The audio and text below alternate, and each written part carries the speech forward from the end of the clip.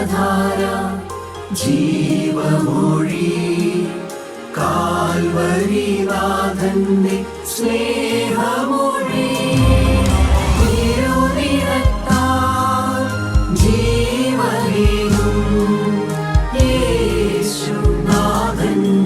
ജീവമൊഴി ജീവധാര ജീവധാര ജീവധാര.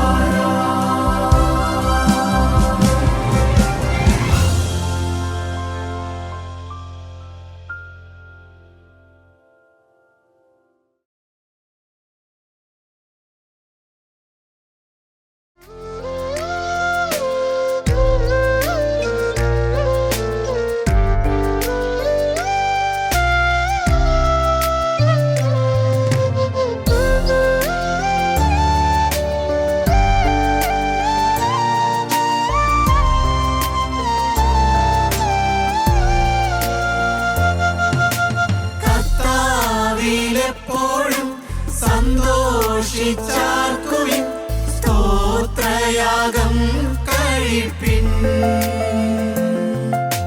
കർത്താവിലെപ്പോഴും സന്തോഷിച്ചാർക്കുവിൻ സ്തോത്രയാഗം കഴിപ്പിൻ. അവൻ സ്ഥിതി മാറ്റുമ്പോൾ യാക്കോബ് ഘോഷിക്കും, ഇസ്രായേൽ ആനന്ദിച്ചിടും.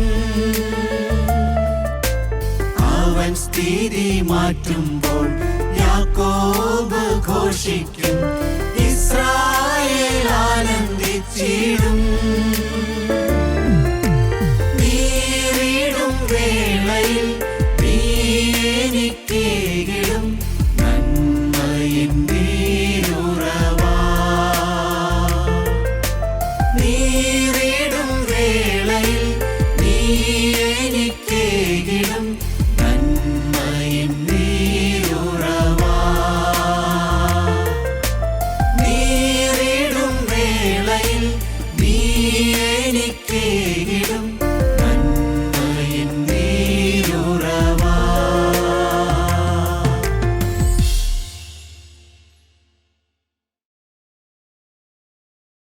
ദൈവത്തിന് സ്തോത്രം. ദൈവത്തിൻ്റെ വചനം കേൾപ്പാൻ കൂടെ ദൈവം നമുക്ക് അനവധി അവസരങ്ങൾ തരികയാണ്. ഇന്നത്തെ അല്പനേരത്തെ ചിന്തയ്ക്കായിട്ട് ഫിലിപ്പിയർക്ക് ലേഖനം 3-ാം അധ്യായത്തിൻ്റെ 3-ാമത്തെ വാക്യം. നാമല്ലോ പരിച്ഛേദനക്കാർ ദൈവത്തിൻ്റെ ആത്മാവുകൊണ്ട് ആരാധിക്കുകയും ക്രിസ്തുയേശുവിൽ പ്രശംസിക്കുകയും ജഡത്തിൽ ആശ്രയിക്കാതിരിക്കുകയും ചെയ്യുന്ന നാം തന്നെ. അപ്പോസ്തലൻ പുതിയ നിയമവിശ്വാസികളെക്കുറിച്ച് പ്രശംസയോടുകൂടി പറയുകയാണ്, നാം ആണ് പരിച്ഛേദനക്കാർ. രണ്ടാമതിൻ്റെ കൂടെ പറയുന്നുണ്ട്, അതിൻ്റെ ആഴം പറയുന്നുണ്ട്, ആത്മാവ് കൊണ്ട് ദൈവത്തെ ആരാധിക്കുന്ന ഒരു കൂട്ടം ജനം. മൂന്നാമത് പറയുന്നു, ക്രിസ്തുവിൽ മാത്രം പ്രശംസിക്കുന്ന ഒരു വലിയ കൂട്ടം ജനം. അതിൻ്റെ കൂടെയാണ് പറയുന്നത്, ജഡത്തിൽ ആശ്രയിക്കാതിരിക്കുകയും ചെയ്യുന്ന നാം തന്നെ.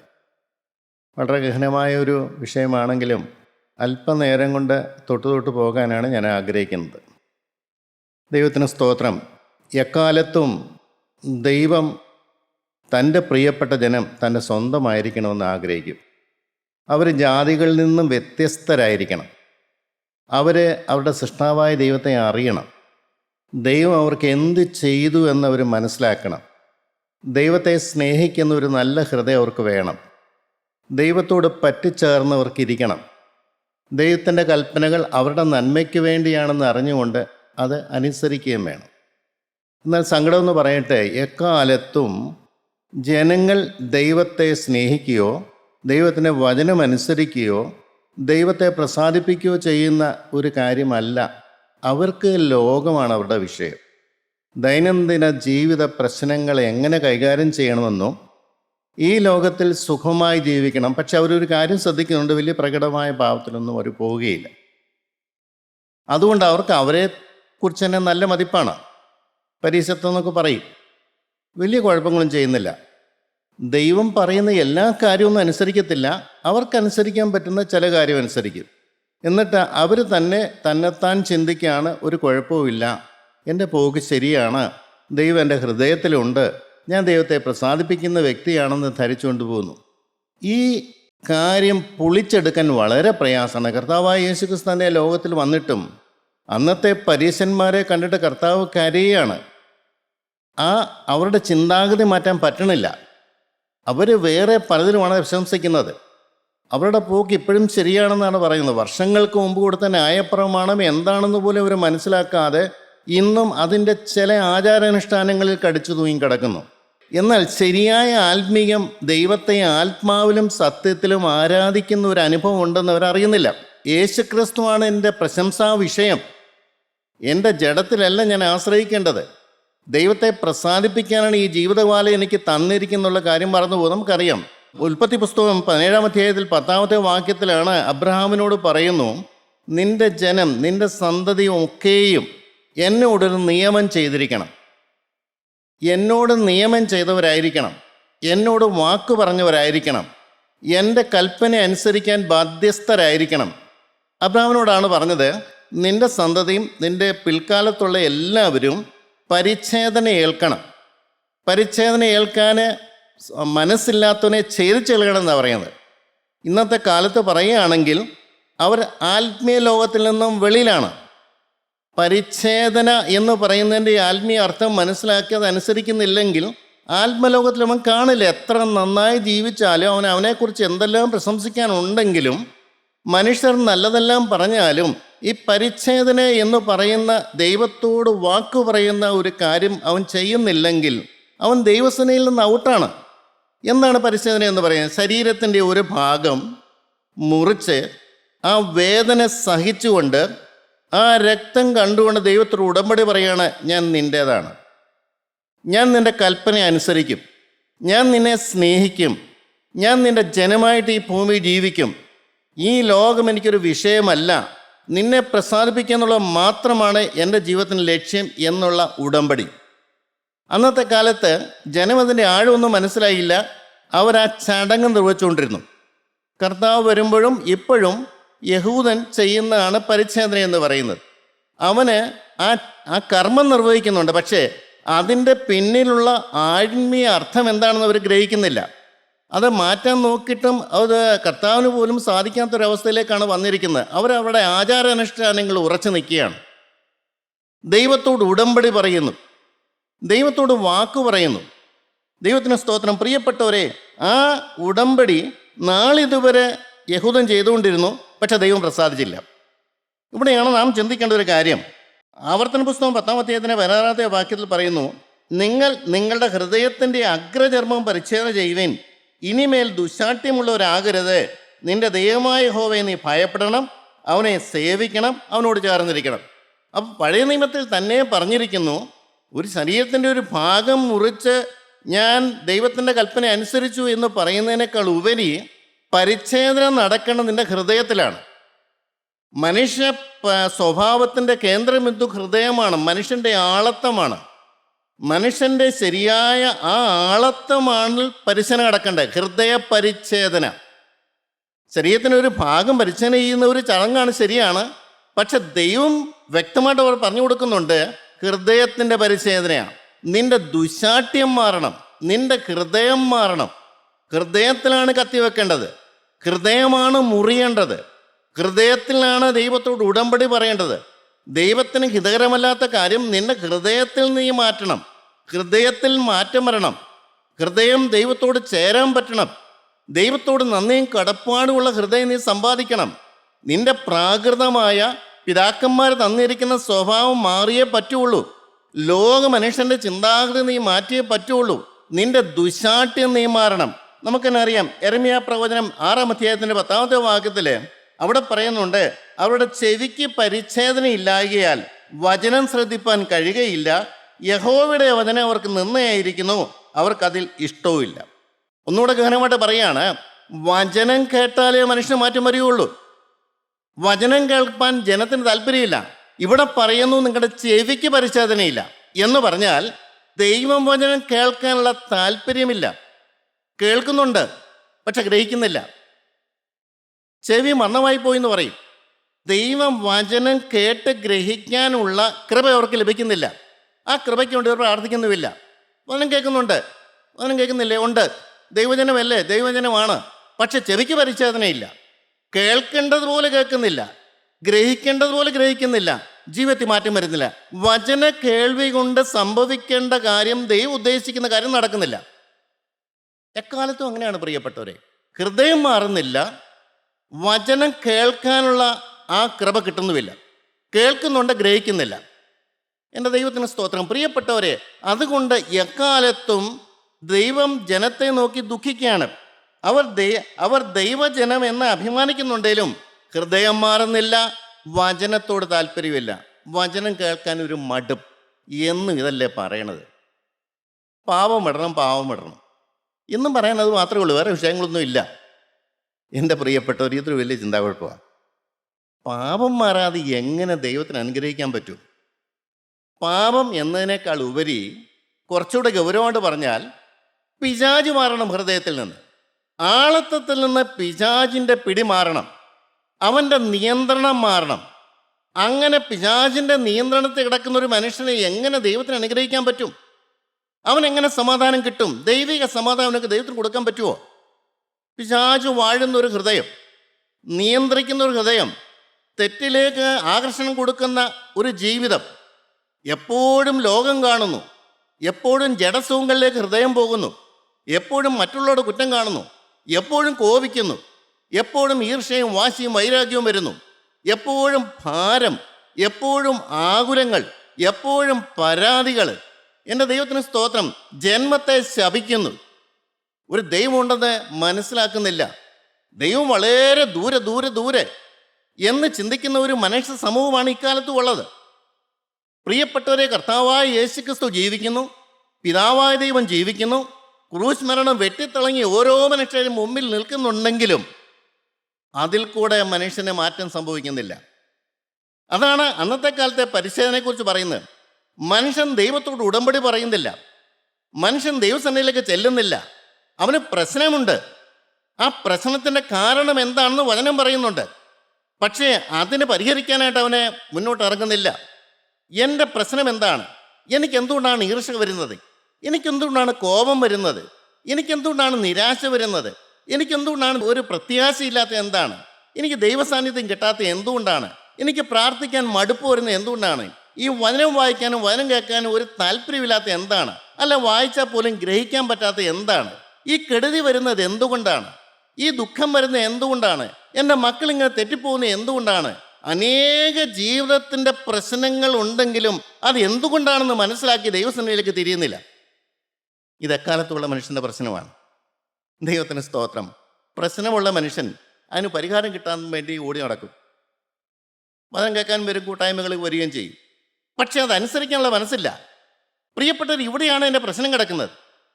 കൂട്ടായ്മകളിൽ വരുന്നുണ്ട്, ദൈവവചനം കേൾക്കുന്നുണ്ട്, പ്രകടമായ പല പാവങ്ങളും വിടുന്നുണ്ട്, അത്രയും പോരെന്നാണ് ചോദിക്കുന്നത്. പിന്നെ ഒരു ചോദ്യം കൂടി ചോദിക്കും, ഇതൊക്കെ ആരെ കൊണ്ട് പറ്റും? ഒരാൾ കൂട്ടായ്മയിൽ ഒരാൾ പറയുകയാണ്, തീവ്രവാദി ഒന്നും ആകട്ടെ കേട്ടോ, അത് വലിയ കുഴപ്പമാണ്. എൻ്റെ ദൈവത്തിന് സ്തോത്രം. എനിക്കത് അല്പം ശരി തോന്നി.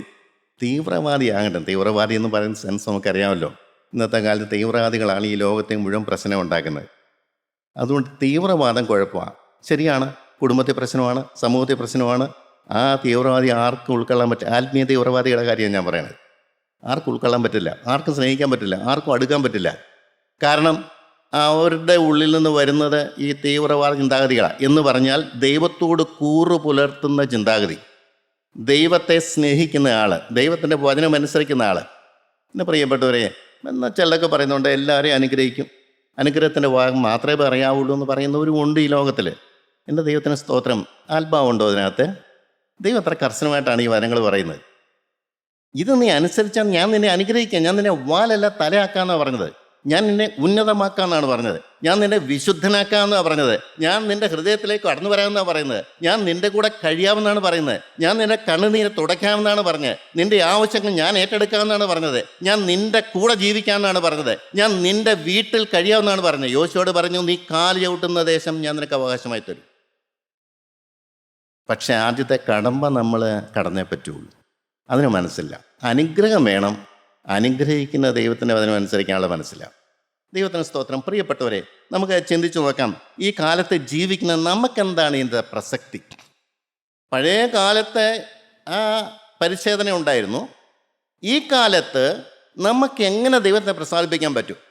ഈ കാലഘട്ടത്തിൽ ജീവിക്കുന്ന ഈ പരിച്ഛേദനയുടെ ആന്തരികമായ അർത്ഥം എന്താണ്? ഗലാത്യ ലേഖനം 5-ാം അധ്യായത്തിൻ്റെ 2-ാമത്തെ വാക്യത്തിൽ പറയുന്നു, നിങ്ങൾ പരിച്ഛേദന ഏറ്റാൽ ക്രിസ്തുവിനെ കൊണ്ട് യാതൊരു പ്രയോജനവുമില്ല. പരിച്ഛേദന എന്ന് പറയുന്നതിൻ്റെ അർത്ഥം അപ്പോസ്തലൻ കൃത്യമായിട്ട് പറയുകയാണ്. അതൊരു ചടങ്ങാണ്. അതിൻ്റെ പിന്നിലുള്ള ആത്മീയ ഒരു അർത്ഥമുണ്ട്. ദൈവത്തോടുള്ള പ്രതിബദ്ധത, ദൈവത്തോടുള്ള കടപ്പാട്, ദൈവത്തോടുള്ള സ്നേഹം, ഞാൻ ദൈവത്തിൻ്റെതാണെന്നുള്ള വ്യക്തമായ ബോധ്യം, ദൈവം എന്നെ സ്നേഹിക്കുന്നു എന്നുള്ള കാഴ്ചപ്പാട്, ദൈവത്തിന് വേണ്ടി ജീവിതം വേർതിരിക്കുക എന്നുള്ള വ്യക്തമായ തീരുമാനം. എൻ്റെ ദൈവം എന്നെ അനുഗ്രഹിക്കുന്ന ദൈവമാണ്. അനുഗ്രഹം വ്യവസ്ഥയിൽ കൂടെയാണ്. സൗജന്യ അനുഗ്രഹം കൊണ്ട് ശരിയാണ്. ഒരു മനുഷ്യന് മാനസാന്തരം കിട്ടുമ്പോൾ സൗജന്യമാണ്, ഒന്നും നോക്കില്ല, കഴിഞ്ഞ കാലങ്ങളൊന്നും നോക്കില്ല. എന്നാൽ അവന് ശുദ്ധീകരണം വേണമല്ലോ. ശുദ്ധീകരണം വരുമ്പോൾ കാര്യം ഗൗരവമാണ്. അവന് മനസ്സിലാക്കാത്തതും അവന് ദഹിക്കാത്തതും അവന് പ്രയാസമുള്ള കാര്യമായിട്ട് ശുദ്ധീകരണം മാറിപ്പോവുകയാണ്. അവിടെയാണ് പലരും ഇടറിപ്പോകുന്നത്.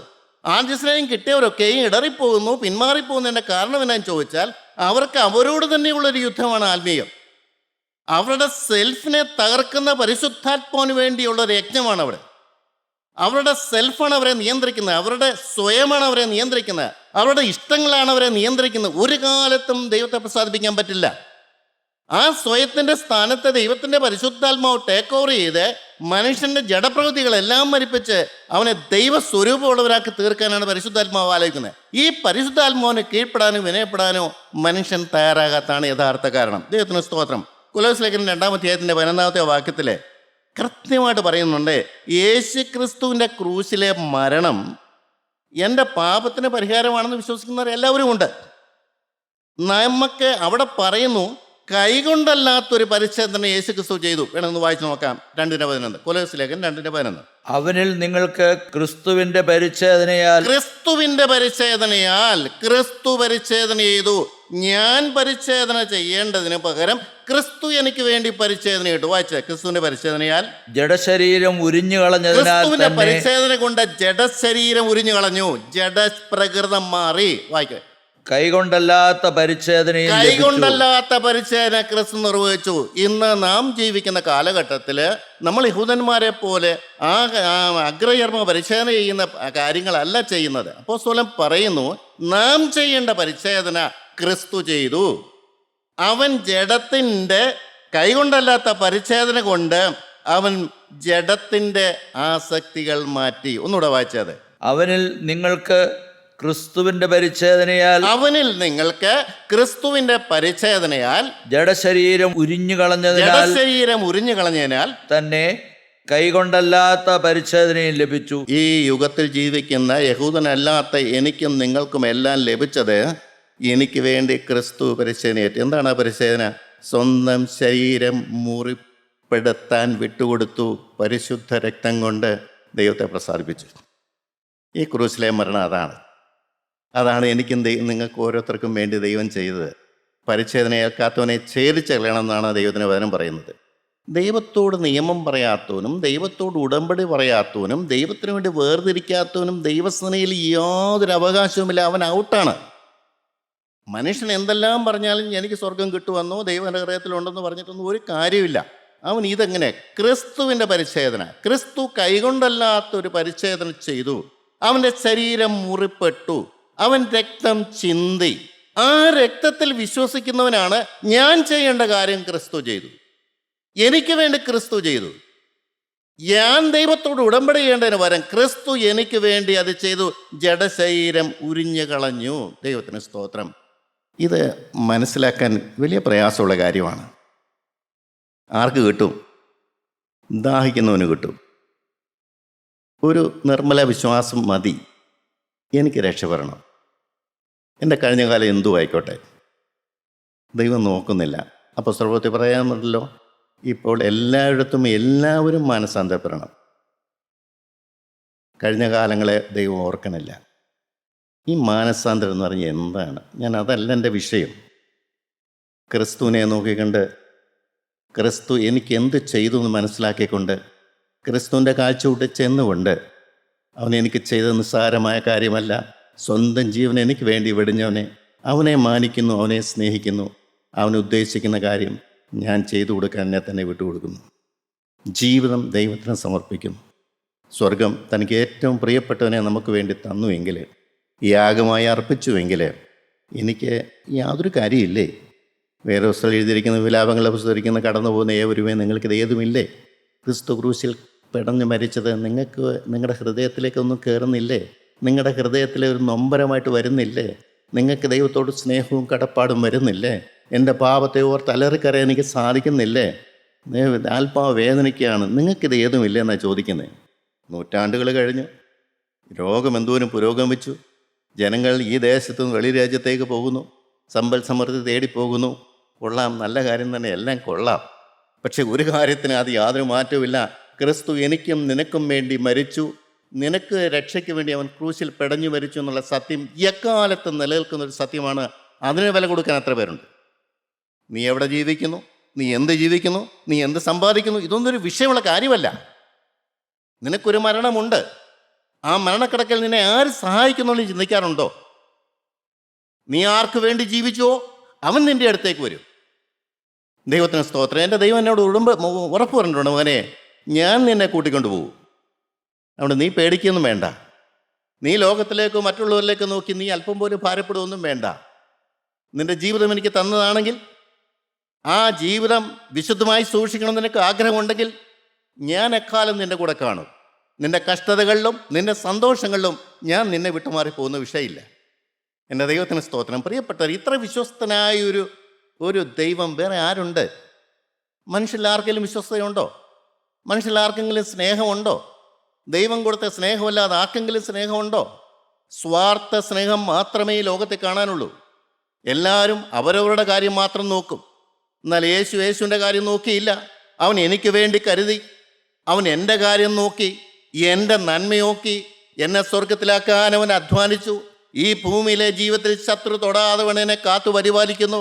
അവൻ എൻ്റെ ഇഷ്ടമാണ്, അവൻ എൻ്റെ ആഗ്രഹമാണ്. ദൈവത്തെ പ്രസാദിപ്പിക്കണമെന്നുള്ള ആഗ്രഹം സാധിപ്പിക്കണം എന്നുള്ള നിശ്ചയദാർഢ്യത്തോടുകൂടി അവൻ എന്നെ സഹായിക്കുന്നു. അവൻ്റെ പരിശുദ്ധാത്മാവിൻ്റെ മേൽ വ്യാപരിക്കുന്നു, സകല സത്യത്തിലും വഴി നടത്താൻ. നമുക്കറിയാം, ദൈവത്തിന് സ്തോത്രം. പത്രോസ് അപ്പോസ്തലന്റെ 1-ാമത്തെ ലേഖനം 2-ാം അധ്യായത്തിൻ്റെ 24-ാമത്തെ വാക്യത്തിൽ വ്യക്തമായിട്ട് പറഞ്ഞിട്ടുണ്ട്, നാം പാപം സംഭവിച്ചു മരിച്ച് നീതിക്ക് ജീവിക്കേണ്ടതിന് അവൻ തൻ്റെ ശരീരത്തിൽ നമ്മുടെ പാപങ്ങളെ ചുമന്നുകൊണ്ട് ക്രൂശിന്മേൽ കയറി അവൻ്റെ അടിപ്പിണരാൽ നിങ്ങൾക്ക് സൗഖ്യം വന്നിരിക്കുന്നു. മനോഹരമായൊരു വാക്യമാണ്. നമുക്ക് സൗഖ്യം തന്നു. അവൻ്റെ അടിപ്പിണരാൽ, അവൻ്റെ കഷ്ടതയാൽ, അവൻ്റെ ക്രൂശ് മരണത്താൽ, അവൻ ചൊരിഞ്ഞ രക്തത്താൽ, അവൻ്റെ ത്യാഗത്താൽ, അവൻ പിതാവിനോടുള്ള അവൻ്റെ സ്നേഹവും കടപ്പാടും അനുസരണവും കൊണ്ട് അവൻ എനിക്ക് വേണ്ടി ഇതെല്ലാം ചെയ്തു തന്നു. അനുഭവിക്കാൻ ആരുണ്ട്? ഈ അനുഭവം എനിക്കുണ്ടോ പ്രിയരെ? സഹോദരൻ, നിനക്കുണ്ടോ? നിൻ്റെ ജീവിതത്തിൽ ആ സൗഖ്യം നിനക്ക് ലഭിച്ചുവോ? നിൻ്റെ സങ്കടങ്ങൾ മാറിയോ? നിൻ്റെ പരാതികൾ മാറിയോ? നിൻ്റെ വിഷമങ്ങൾ മാറിയോ? നിൻ്റെ നിരാശ മാറിയോ? നിൻ്റെ ഭയം മാറിയോ? ഞാൻ ഒരാളെ കണ്ടു ഇന്നലെ. അപ്പം ഒരാളിങ്ങനെ കാര്യങ്ങളൊക്കെ സംസാരിച്ച് വന്നപ്പോൾ ദൂരദേശത്താണ്. സ്റ്റേജിൽ കയറാൻ എനിക്ക് ഭയങ്കര പേടിയാന്ന് പറഞ്ഞു. ഇതിനെ പേടിക്കണേ? ഭയത്തിൻ്റെ വ്യാപാരം. എന്താണ് ഭയത്തിൻ്റെ വ്യാപാരം? ആരാണ് ഈ ഭയം കൊടുക്കുന്നത്? വചനം വ്യക്തമായിട്ട് പറഞ്ഞു, തികഞ്ഞ സ്നേഹം ഭയത്തെ പുറത്താക്കുന്നു. എൻ്റെ ദൈവത്തിന് സ്തോത്രം. ഭയം, ഈ ഭയം അന്നേരം മാത്രമല്ല, സകല സമയത്തും ഭയം വ്യാപരിക്കുകയാണ്. എന്തിനും ഭയം. ജീവിക്കാൻ ഭയം, മുന്നോട്ട് പോകാൻ ഭയം, ജോലി ചെയ്യാൻ ഭയം, എല്ലാം വീട്ടുകാര്യങ്ങൾ നോക്കാൻ ഭയം. ഭയത്തിൻ്റെ വ്യാപാരത്തിൻ്റെ അടിമുഖത്ത് കിടക്കുന്ന കൂട്ടായ്മക്കാരുമുണ്ട്. ക്രിസ്തു സൗഖ്യം തന്നു എന്ന് പറഞ്ഞു. ആ ക്രിസ്തുവിൻ്റെ സന്നിധിയിലേക്ക് ചെന്നിട്ട് വിശ്വാസത്താൽ എല്ലാം അവിടെ ഇറക്കി വെച്ചിട്ട് ഈ സമാധാനവും സന്തോഷവും പ്രാപിക്കാൻ എത്ര പേരുണ്ടെന്നാണ് ചോദ്യം. ദൈവത്തിന് സ്തോത്രം. എന്താണ് പ്രിയപ്പെട്ടവരെ ഈ ഈ ഈ പരിച്ഛേദന, ഹൃദയ പരിച്ഛേദന, ചെവിയുടെ പരിച്ഛേദന? എൻ്റെ ദൈവത്തിന് സ്തോത്രം. നാം ദൈവത്തോട് എടുക്കുന്ന വാക്ക്, ദൈവത്തോട് എടുക്കുന്ന തീരുമാനം, നാം ക്രൂശിൻ്റെ ചൂട്ടിൽ ചെന്നാൽ നമുക്ക് എന്തൊക്കെ അനുഭവം കിട്ടും നമുക്ക് നോക്കാം. എഫേസ്യ ലേഖനം 4-ാം അധ്യായത്തിൻ്റെ 22-ാമത്തെ വാക്യത്തിൽ പറയുന്നു, നമ്മുടെ പഴയ മനുഷ്യൻ മരിക്കുന്നു. ക്രിസ്തു ക്രൂശിൽ മരിച്ചതുകൊണ്ട്, ക്രിസ്തുവിൻ്റെ കൈകൊണ്ടല്ലാത്ത പരിച്ഛേദന കൊണ്ട്, ക്രിസ്തു ചൊരിഞ്ഞ രക്തം കൊണ്ട്, പിതാവായ ദൈവത്തിൻ്റെ നിർദ്ദേശപ്രകാരം മനുഷ്യജാതിയുടെ രക്ഷയ്ക്ക് വേണ്ടി യേശുക്രിസ്തു പിടഞ്ഞു മരിച്ചത് കൊണ്ട് എനിക്ക് കിട്ടുന്ന അനുഭവം എന്താണ്? എൻ്റെ പഴയ മനുഷ്യൻ മരിക്കുന്നു. ദൈവത്തിന് ദൈവാത്മാവ് എൻ്റെ മേൽ വ്യാപരിക്കുമ്പോൾ എൻ്റെ പഴയ മനുഷ്യൻ മരിച്ചിട്ട് വിശുദ്ധിയുള്ള ദൈവത്തിൻ്റെ അതേ സ്വഭാവമുള്ള ഒരു പുതിയ മനുഷ്യനായി തീരുന്നു. ആൾക്കാർ ചോദിക്കുന്നത് എങ്ങനെയാണ് ഈ മാറ്റം വരുന്നതെന്ന്. ആരുടെയും പ്രവൃത്തി കൊണ്ടല്ല, അധ്വാനം കൊണ്ടല്ല, യേശുക്രിസ്തുള്ള വിശ്വാസം കൊണ്ട്. യേശുക്രിസ്തു ചെയ്തത് ഞാൻ അംഗീകരിക്കുമ്പോൾ ആ പരിശുദ്ധാത്മാവ് എൻ്റെ മേൽ വരുന്നു. എനിക്ക് മനസാന്തരം ലഭിക്കുന്നു. എൻ്റെ ആളത്തം മാറുന്നു. പരിശുദ്ധാത്മാവ് എൻ്റെ മേൽ വ്യാപരിക്കുന്നു, എൻ്റെ മേൽ പരിവർത്തിക്കുന്നു. എൻ്റെ പഴയ മനുഷ്യൻ മരിക്കുന്നു.